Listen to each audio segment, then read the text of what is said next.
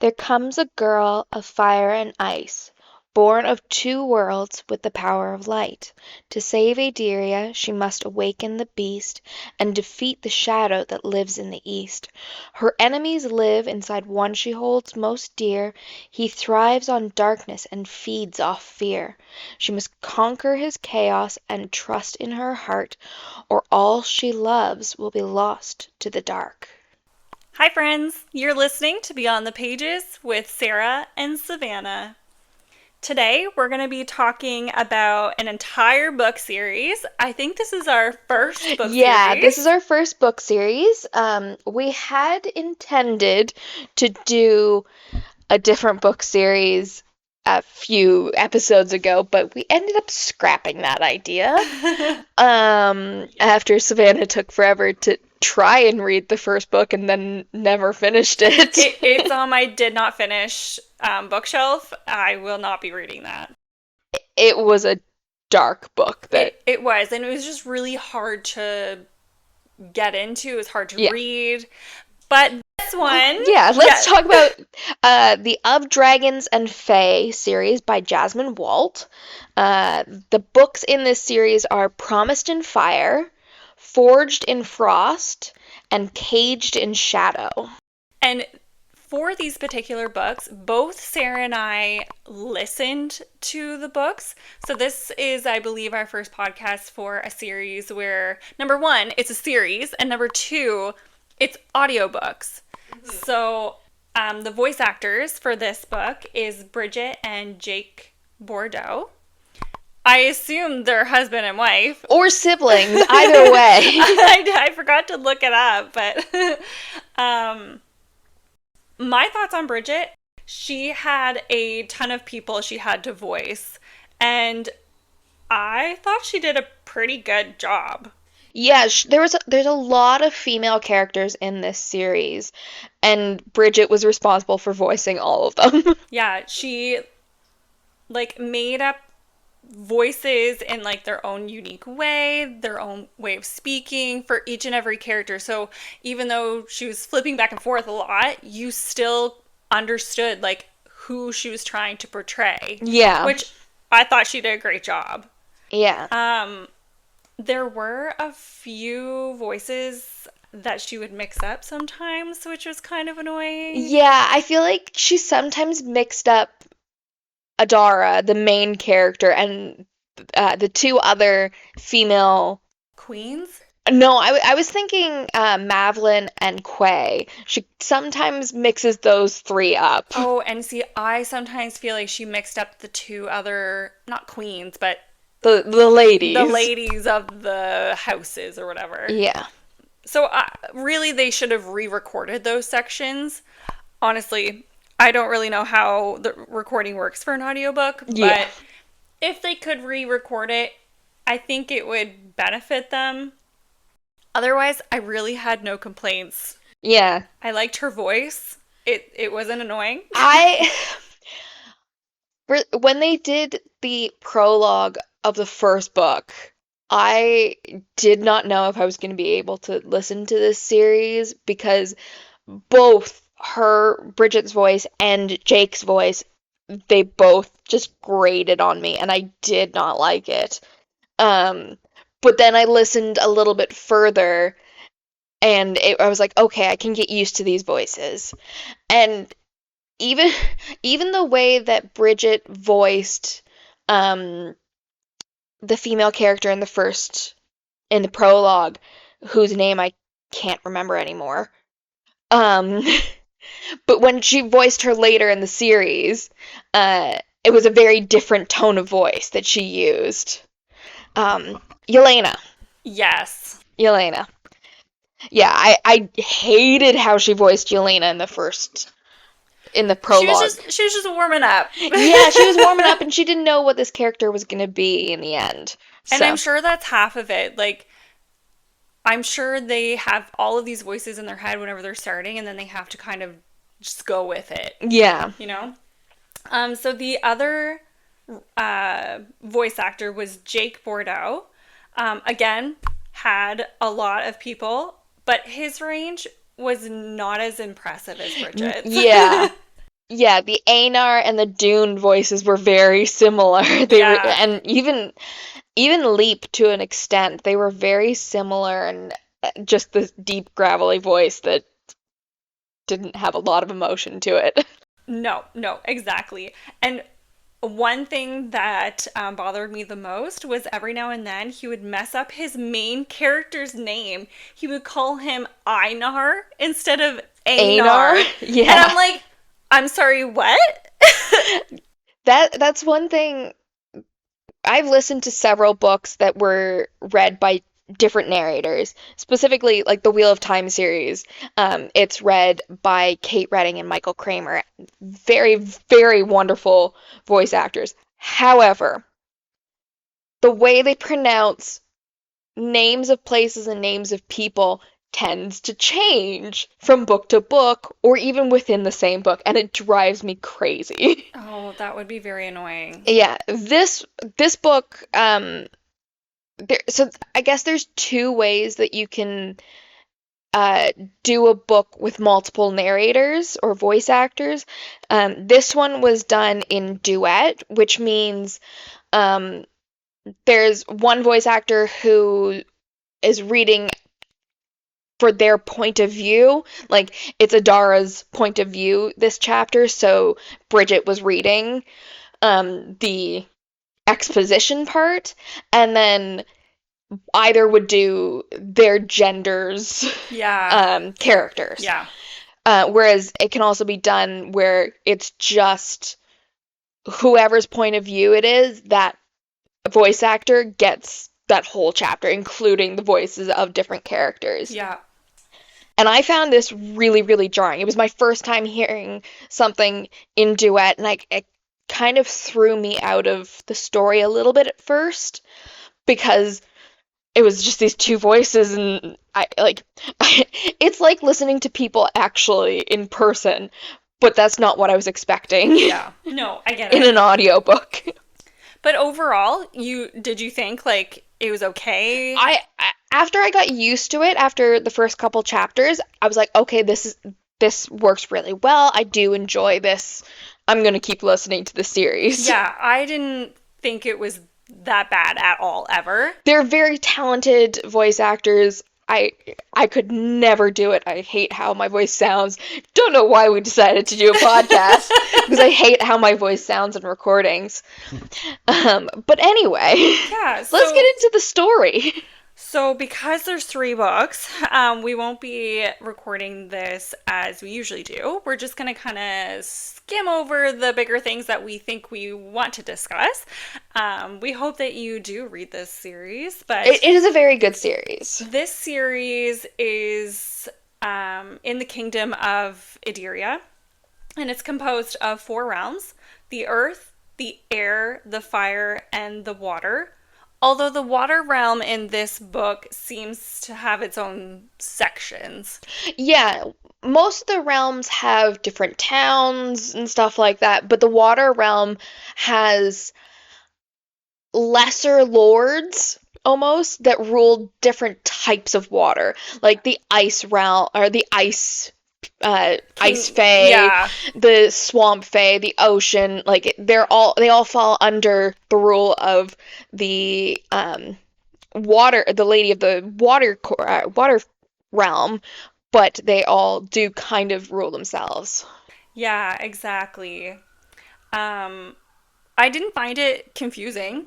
No, it was I thought it was a interesting way to set it. It wasn't that confusing. It was quite simple to understand Yeah, almost. considering they did like bounce from realm to realm. Hmm. They each had their own kind of story within that realm. Yeah. So yeah, I didn't hate it. Yeah, we spent the least amount of time in the fire realm. But it is talked about It's quite a talked bit. about a lot. Because the fire realm is where the dragons were from. And the other three realms have kind of consistently been at war with the dragons for hundreds and thousands of years. So it's talked about all the time, but we only visit it for a short amount of time in the last book. Mm-hmm. Um, Now, there is the castle in Ideria, Yeah. and the castle itself, I believe, is in the Earth realm. I think it's in the I honestly have no idea. I I think it's know. in the water realm, actually. I think it's in the Earth realm, but its ruler was a water fae. Yes. I'm just looking to see if there's a map at the beginning of my book to see. All fantasy books should have a map. That's just my opinion. And it should come out so you can see it all Yeah, it the doesn't time. look like it has a map, but From what I can remember, I think they're in the Earth realm with a water fae ruler. Yeah, and the water. So the monarchy, the structure of the realms is they are one kingdom that has each realm in the kingdom, kind of like the provinces of Canada, have its own ruler. Yes. And they all report to the monarch, who, through most of the book, is a king. Yes. Or for the first book, is a king. Yes. He is a water fae. He was a general under the previous king, and it's kind of he conquered everything, so that's why he became king. Yeah. He has no blood relation to the previous king. Yeah. So the basis of this story, talking about that king in particular, he is only the king in the first story because there is this evil shadow magic looking to take over Everything. the kingdom. But the prophecy, which is what Sarah spoke at the very, very beginning, states that the one who is born of fire and ice will be the one to destroy and return Ideria to its former ways. Unfortunately, there is this one character who is our main character, and her name is Adara, and her power was hidden away, and she was never allowed to have I think it's called the Passage of Rites. Rite of Passage. Okay, I have it backwards. The Rite of Passage, which is this ceremonial tea that brings you into your mind's eye. Well, I don't think it's that she wasn't allowed. Yes, she wasn't allowed. But it was more because she believed that she was what was referred to as lesser fae. Mm-hmm. These are non-royal members of the fae world. Yeah. Who can only use one aspect of their elemental magic. Yes. In this case, or in the case of Adara. Adara's best friend Mavlin, she is a lesser fae, and she can only control plants. She is an earth fae, can only control plants. One of the antagonists is also an earth fae. He can control movement of earth, like movement of soil. They are lesser fae, whereas greater fae can control every aspect of their specific elemental magic. Yes. And in Adara's... And only greater fae do the Rite of Passage. Oh, I actually didn't know that. Yes. Okay. So Mavlin never did the... No. Oh, okay. Interesting. I don't think I picked up on that one. Yeah. Okay. So going back to Adara then. So Adara, at this point in the book, she only has one power, and it's ice magic. And very poorly controlled ice magic. She essentially has no magic at all at the beginning of the story. Yeah. I guess the way that... I guess we could talk about how she gets her magic. Yeah. So, Adara is a very competitive individual. And she was kind of dating a guy from her village, the antagonist I referred to, Dune. Um, and Dune kind of sort of Manipulate? manipulated her and really just wanted to get in her pants. Long story short. Long story short, But he wanted to get in her But pants. she wanted to. Have a relationship. She did. She wanted to have a relationship, but he didn't. And at this point in the book, there's basically recruiting for the army, I guess. Yeah. And she wanted to prove to herself as well as the other Fae that she is worth more than her very minimal ice magic that she has. Yeah, and Adara grew up amongst Earth Fae. She grew up in the Earth realm. The woman who raised her, who she believes is her mother for the first book, was an Earth Fae. But she is a water fae. She does not look like the earth fae around her. So she is trying to make it so that she fits in, but also proves herself. So she decides that she is going to go to the recruitment and she's going to compete against Dune, pretty much. Yeah. And she kicks his ass. But unfortunately, she's wearing like this pendant or whatever that I believe her mother gave her, and during her kicking of Dune's ass and kicking of the general's ass, it's broken. Dune rips it off her throat. And this surge of magic is exploding from Adara, and it's not ice magic, it's fire. Fire magic. And this fire magic is kind of the beginning of her trying to be captured almost. Yeah. Because of this prophecy of a child who can wield fire magic as well as ice magic. Yeah. But the thing is, in the world of Adara, there are no more fire fae. Yes. So now Adara is even more confused as to who she is. Yeah, and it's explained in the book that greater fae can theoretically have the ability to control more than one element. However, there has never been a fae that can control water and fire.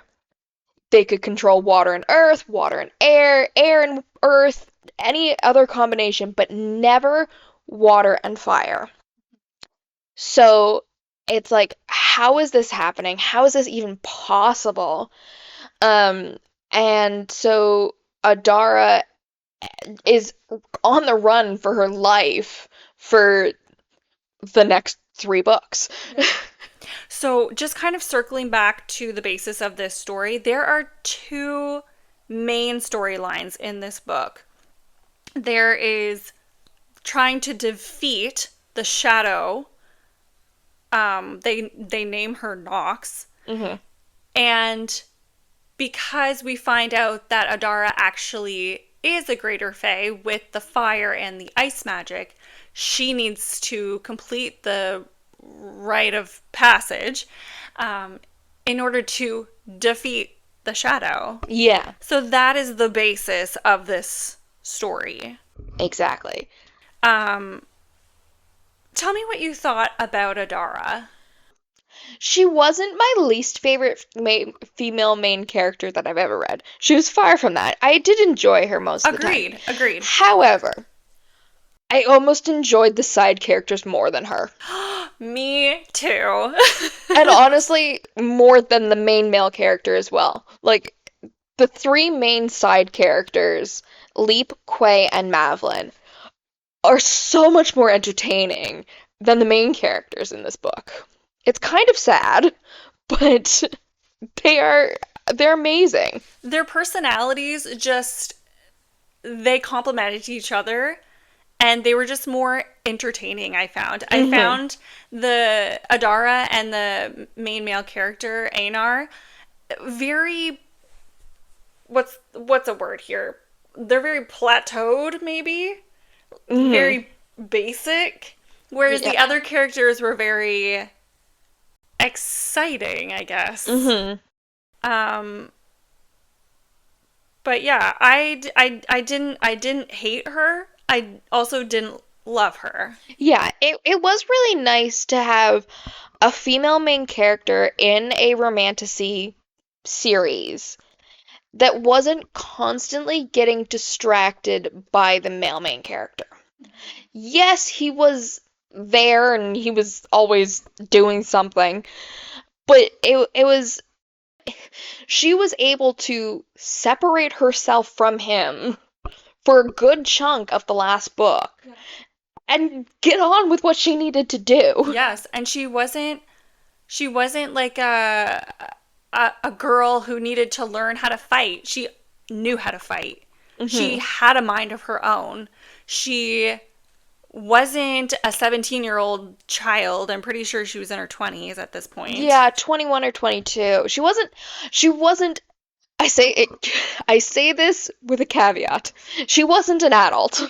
Yes, No. yes, she was technically an adult, but she wasn't a grown like Yes. I'm 30 years old, I need an adultier adult. Is what I need. Okay, so we talked a lot about Adara. The next character is Einar. Hmm. Um, in this book, he is considered the last surviving dragon in the kingdom of Adira.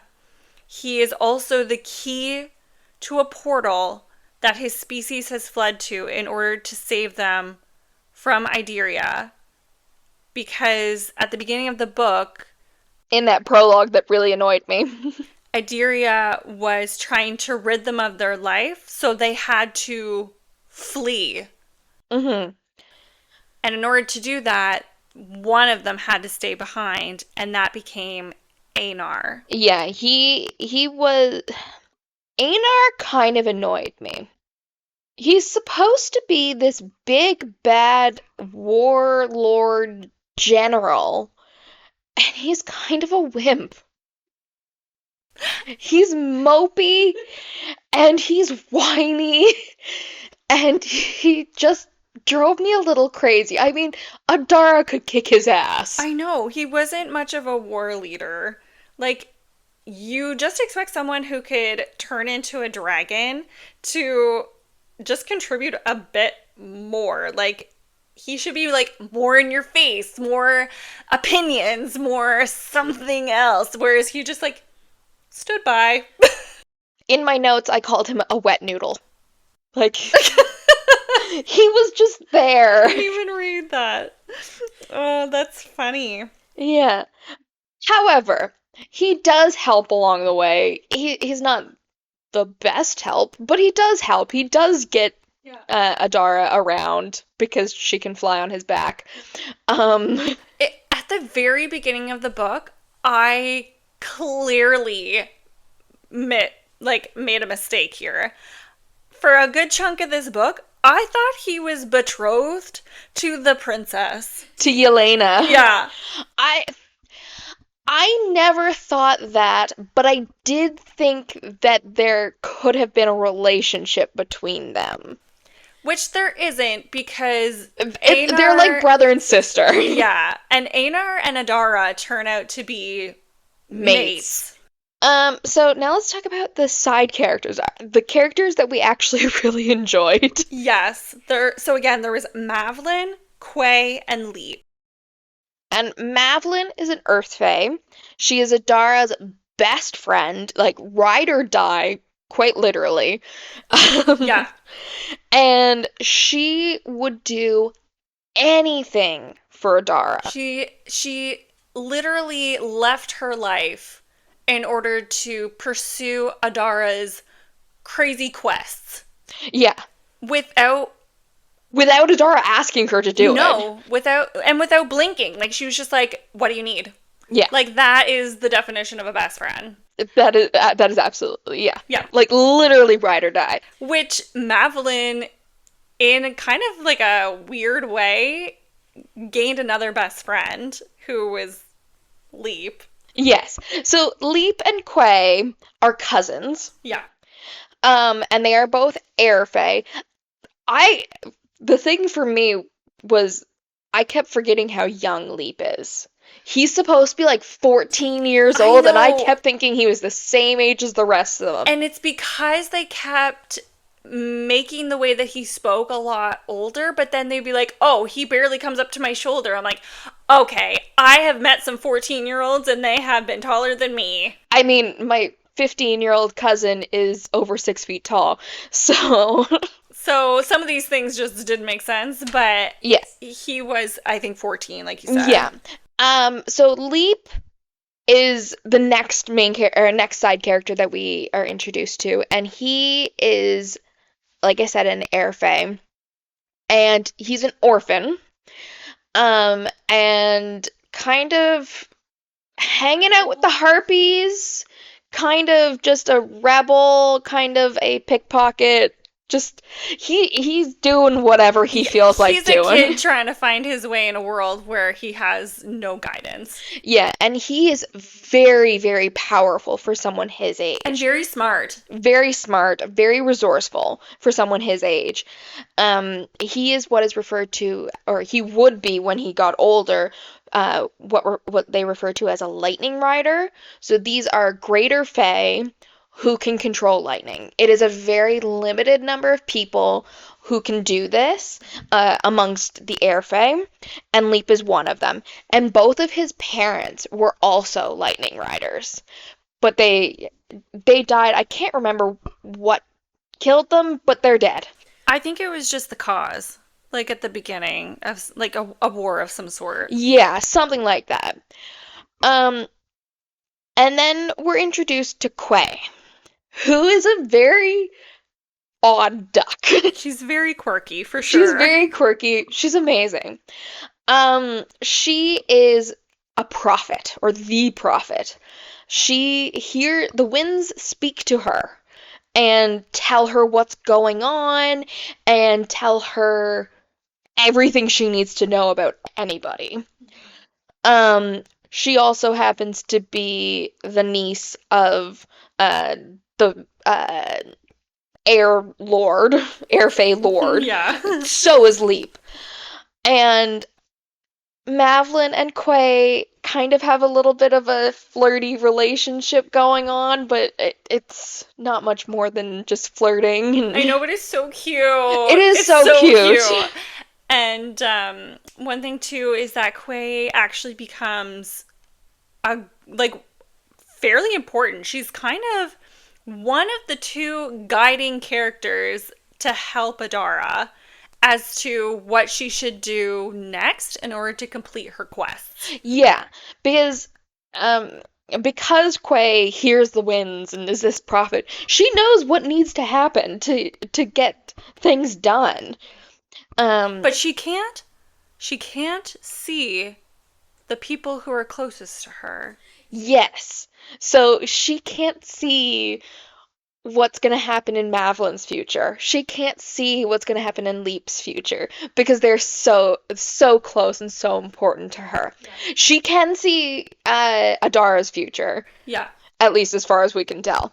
I think so, because in the final book, Adara and Quay actually have to go to a different realm, and while they're there, Leap and Madeline actually have their own little side quest, which I thought was actually really, really dumb. It was really pointless. It was super pointless. Their quest was to go and get the other stop the fighting and towns to realize that Nox is here. The shadow creatures are still here, and they need to stop fighting the fight in order to win. I don't know. Yeah. It was so dumb. I'm not really. I mean, they explain that there's shadow creatures that could kill Leap and Madeline and Quay as well, but that's apparently beside the point. But I don't get why Quay or why Madeline and Leap couldn't go with Quay and Adara to the other realm. I understand why Einar couldn't because of the blood magic of the Yeah, gateway. But why couldn't the four of them go? I know. Really, there's this other, I don't even know what to call him. Light guy is what I call him. His name is Kyrian in the book. He's a spirit kind of thing. And The opposite of the shadow demons. yeah, so like Nox, the shadow demon, was trying to in some way get rid of him, but not really. Like his story should have been more. It could have been so much more. He had such a big part to play in the book, and they didn't even play on that. Instead, they wrote this silly little side quest for Madeline and Bleep. Yeah. And I'm like, there's so much more that could have been highlighted in Kyrian's story. That just wasn't. It just. But Kyrian was there to help not create the lulls in the story. He like helped Push everybody to push things forward and keep going and to win the war of some sort. Yeah. I do want to kind of circle back to the other realm or the other world that Adara and Quay end up going to find the dragons. Mm-hmm. Yeah. I am a history nerd. I am a mythology nerd. Yeah. I feel like the world that they went to was trying to be Egyptian? yes, a kind of copy of ancient Egyptian mythology. Because specifically, some of the dragons decide to pretend to be children of a god. The god Sobek Ra was what they referred to this god as. Mm-hmm. Both Sobek and Ra were ancient Egyptian gods. Sobek was a crocodile god, which is what Sobek Ra was supposed to be in this world. And I was like, really? You went with that? Okay, let's keep going. I wonder if the author herself enjoys some ancient mythology. I can't see that she didn't do that on purpose. Like, yeah. And I'm fairly sure there were others that were kind of slipped in there. Yeah, they were kind of slipped in there, and it was like, okay, I see what you did there. Yeah. I guess we never really talked about why she went to that world, and it's because throughout the storyline of her trying to complete the rite ritual, of passage. Yeah, the rite of passage. She kind of hits a snag. A couple. And then another snag. And then everybody in her world isn't able to help her, so she has to go to another world. Yeah. So to complete the rite of passage or the ritual or whatever you want to call it, a greater fae has to go to a priest or priestess of their specific magical brand, elemental magic. I think they're all priestesses. It may all be priestesses, but either way. And so Adara has to work with a water priestess or a fire priestess. Those are her options. And she goes to the water court and kind of convinces the high lady of the water court to help her, but only if she marries. So many contingencies. There's so many requirements, and it's like, no, that's not gonna work anymore. So she tries to go to the ice fae, which are still water fae. Yep. And she gets partway through this ritual, and then Dune shows up and murders everybody. Yeah. And those are her only options, because the rest of the water fae are siding with the high lady of the water court. Yeah, exactly. And so it's like, okay, my only choice is the dragons. And they're currently residing in a whole different realm. So off she goes. They go into the fire realm Yeah. to go to the portal entrance, which takes them to a different world in order for her to find the other dragons. Yeah. So the Fire Realm was a very, very long time ago the home of the Fire Fae. And the reason the war started between the dragons and the Fae was because supposedly the Fae believed the dragons had killed off all the Fire Fae. We do find out that that was not the case, and we also find out that that wasn't even the real reasoning behind their conflict, but that's a whole separate issue. Yeah. um, so the Fire Fae are gone, but the dragons now control what they call Hearthfire, or the Fire Realm. And yeah, I don't Yeah. know. I don't know what I was gonna say to the rest of that. That's okay.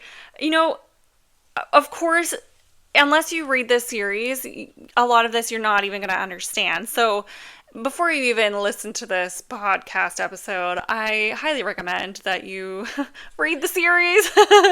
Or now that you've listened to a half hour of it, pause this and go and read the series, and then you can come back, start from the beginning, and listen all over again. And actually understand what we're talking about.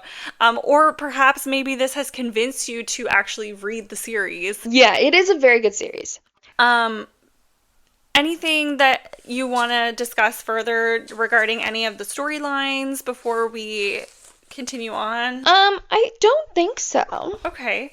I think I feel like I talk about this all the time, but the foreshadowing in this book, it's in every single book. I get it. There has to be some type of foreshadowing in order for people to like keep interested, you know? Mm-hmm.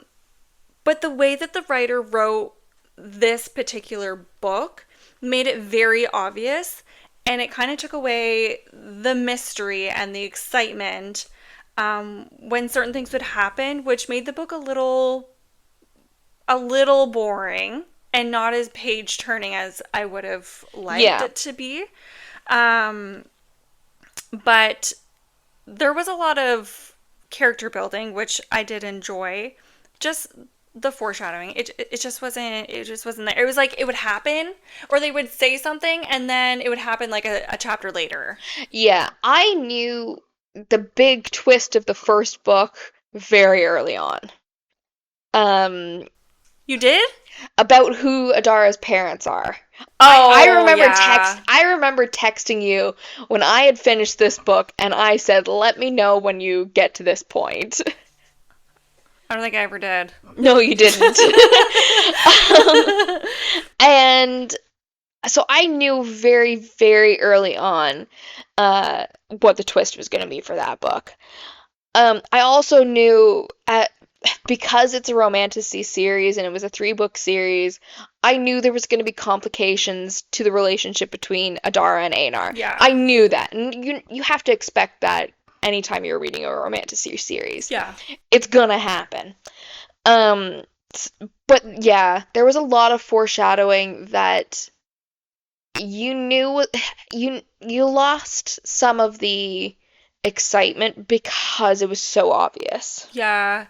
Not putting it down. Like, the book was still really good. I think we've said that like 5 times now. I know, but I don't know. It makes you, I don't know. I don't know. Anyways, with the foreshadowing though, the ending of the book really upset me. I knew it was going to happen, and I hate that the book ended with that particular thing. The whole battle at the end of the book was really underwhelming. It was so underwhelming. It was like, okay, Adara's gonna fight Nox. Oh, and that's it. She like held her hand or something, and that's it. Like, there was nothing to that battle. Nothing. And like there was more to the battle in the Ice Temple than there was that final So battle. true. Which made what's their names? Leap and oh my gosh. Madeline, Madeline's quest. That much stupider. yes. Thank you. Yeah. But that's not what I was talking about, not the battle. I was talking about the very ending. The almost epilogue chapter at the end. And I'm quoting this with my air quotes here. The spiciness of the ending was blah. It was so cringe. I almost skipped over it. I absolutely hated it. It was so uncomfortable. And like I said, throughout the whole book, I knew this is what they were getting at. And I knew at some point I was certain it would come into play. But like the very last chapter for the spicy scene and the very last scene to announce their biggest want, I was like, okay, I expected better. Yeah, and especially through that whole last book, that big want that you're talking about, it was so foreshadowed. Like, it was gonna happen. And it was going to be announced in the book. Like, it wasn't going to be something that was just left to the imagination. I know. And because of the ending, the way that they ended it, my rating went down. It did. My rating went down. I absolutely hated the ending of this book. Did you not like it, or did you like it? It was okay. It was okay. It wasn't great. I've definitely read a lot better endings. Yeah. I finished the Wheel of Time series a couple months ago, and it was a series where I wanted another epilogue because there were so many things that had been foreshadowed that were left up to the imagination. Oh. And I was like, I want another epilogue. Unfortunately, the original author has passed on a number of years ago, and it's unlikely that Brandon Sanderson, who wrote the last 4 books, is going to do another book because it's already a massive series. But I wanted another epilogue.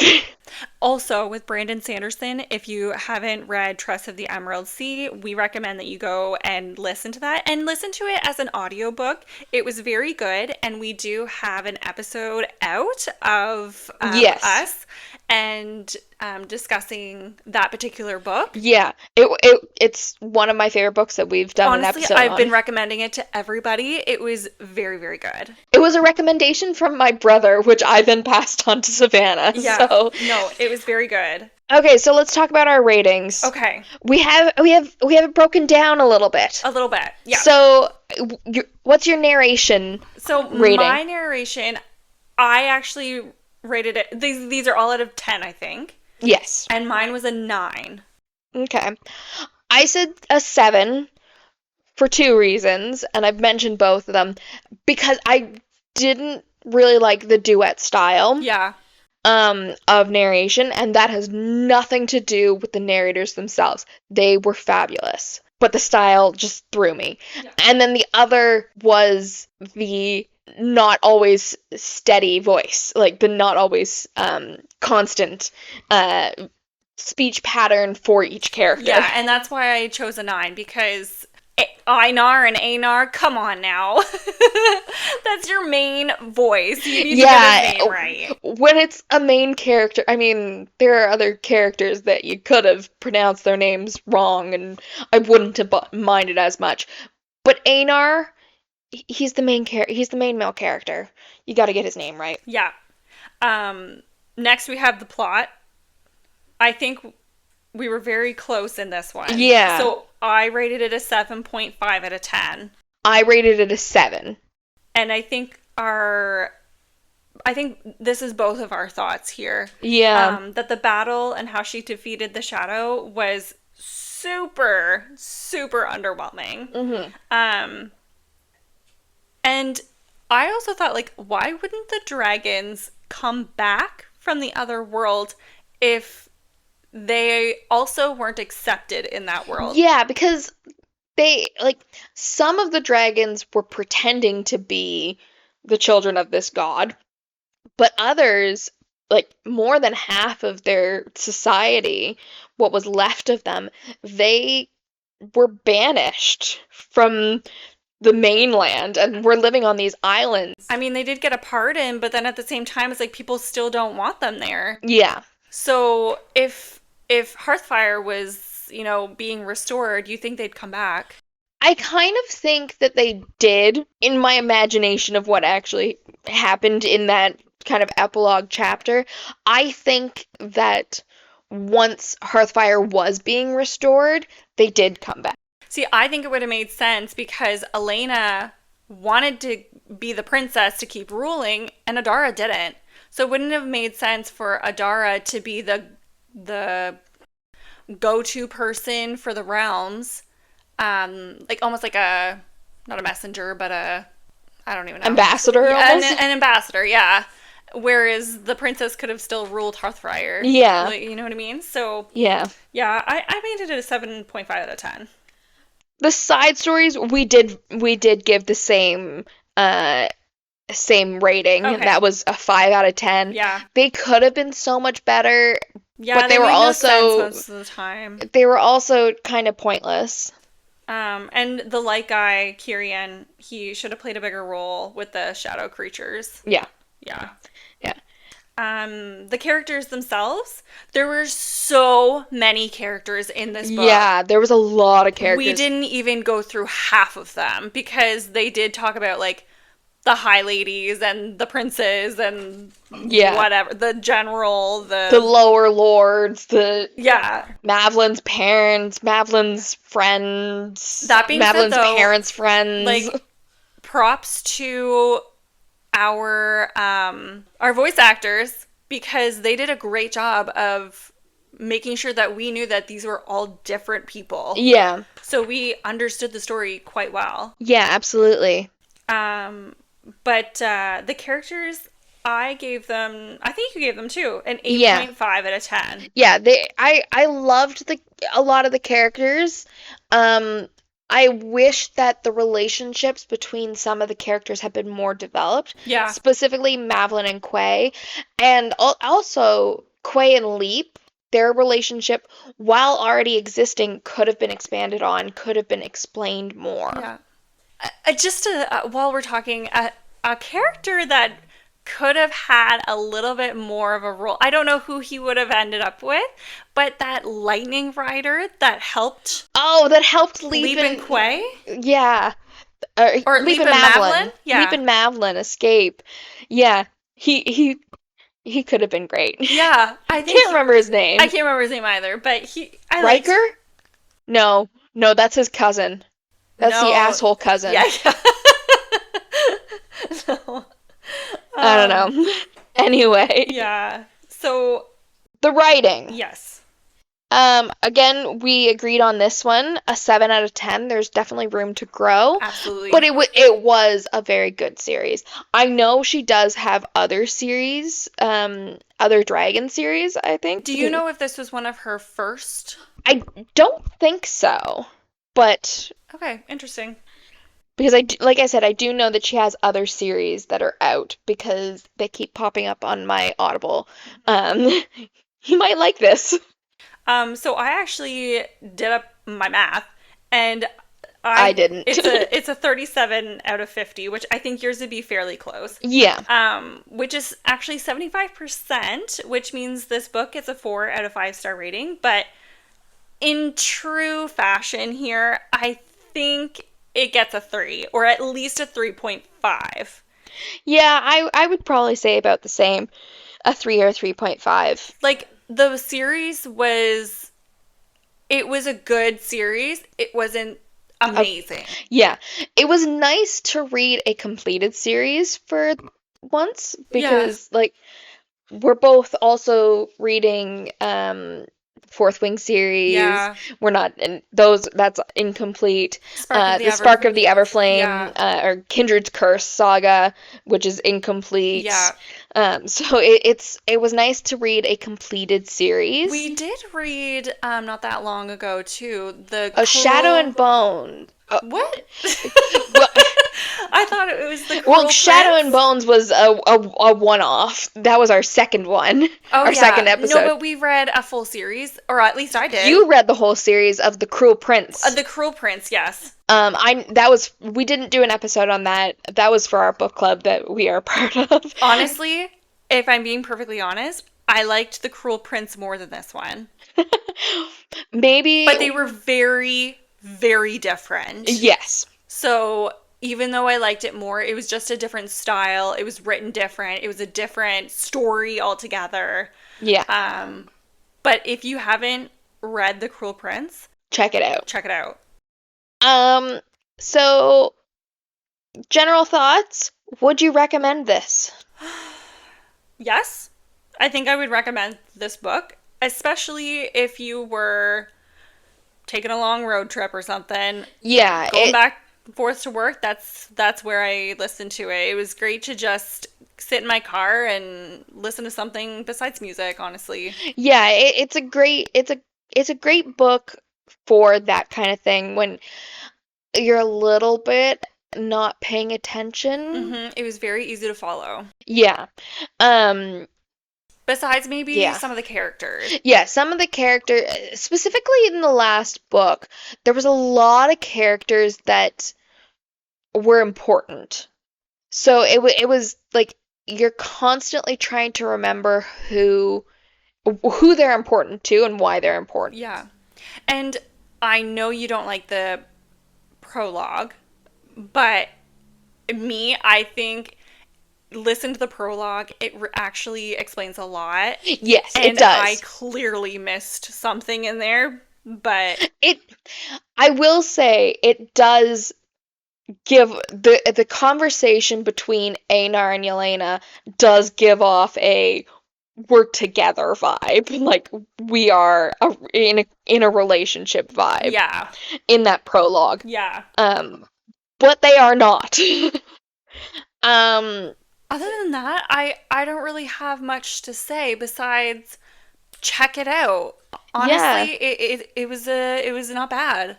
Yeah, it was a good series. Like I said, it was a good completed series, which is why we did an episode on the whole thing as opposed to just the first book, which was what we had originally planned. Yep.